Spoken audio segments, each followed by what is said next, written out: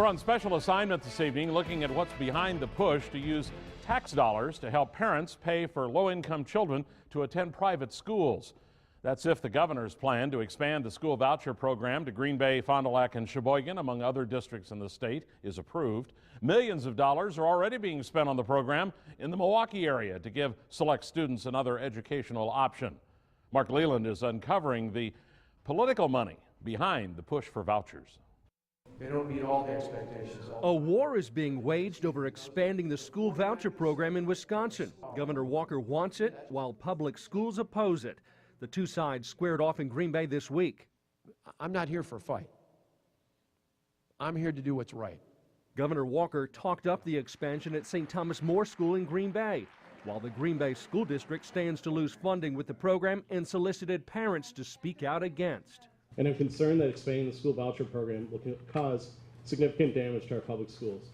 Both sides have a financial stake in educating today's children, but this fight could come down to power and political influence.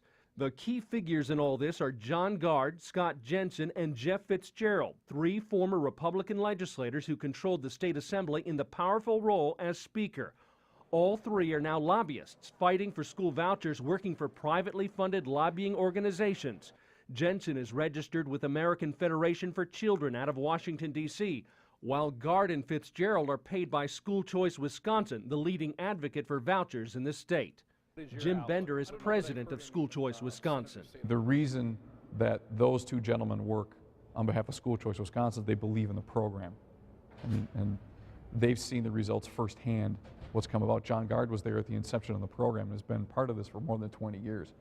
But clearly it's no secret they were hired for their political influence as well. Following his failed U.S. Senate run, Jeff Fitzgerald gave up his assembly seat in January and days later signed on to lobby for school choice. He did not return our call for an interview. How much of an impact do you think Fitzgerald will have in pushing this voucher program forward? I think a lot.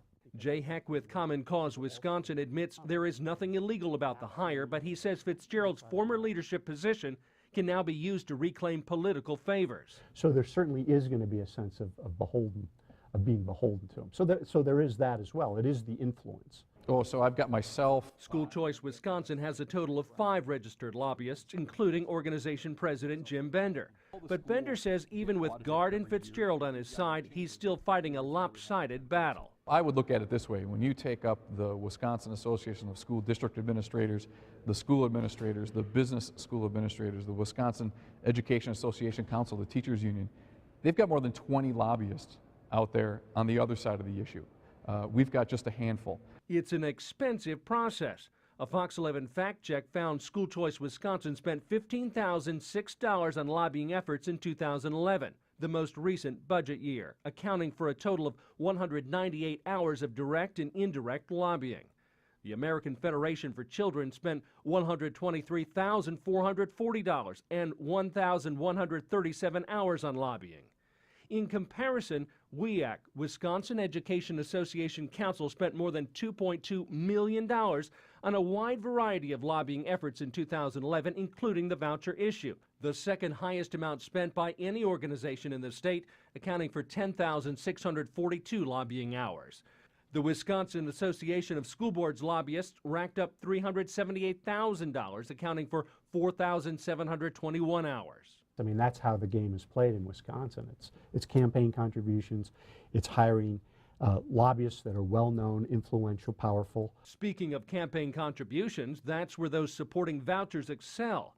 The Wisconsin Democracy Campaign estimates in 2009 and 2010, voucher-leaning supporters funneled more than $3 million into campaigns of Governor Walker and mostly Republican proponents of school vouchers, who were able to win back control of the legislature.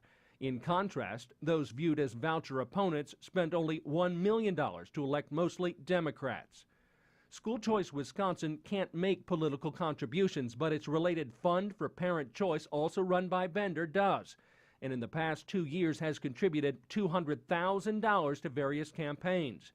Larger amounts went to Governor Walker, nearly $10,000, and key supporters of vouchers in the state Senate focusing heavily on Republican candidates like Luther Olson, Randy Hopper, Alberta Darling, John Nygren, and Scott Fitzgerald, the brother of now lobbyist Jeff Fitzgerald. In contrast, State Senate President Mike Ellis received nothing from the Fund for Parent Choice. Ellis has been critical of the governor's voucher plan.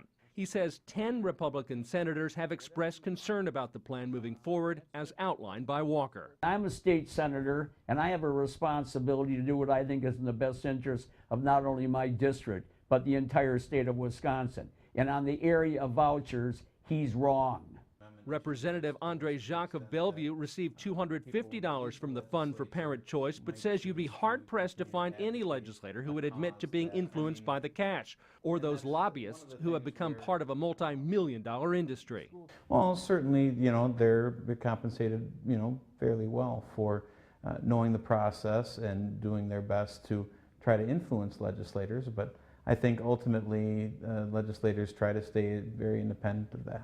Currently, the governor's proposal to expand vouchers to districts with failing grades is running into a roadblock with those Republican senators, including Ellis, all concerned about the implementation of the program and how districts would qualify. Voucher supporters, though, are confident some sort of compromise can be reached still this legislative session. On special assignment, Mark Leland, Fox 11 News.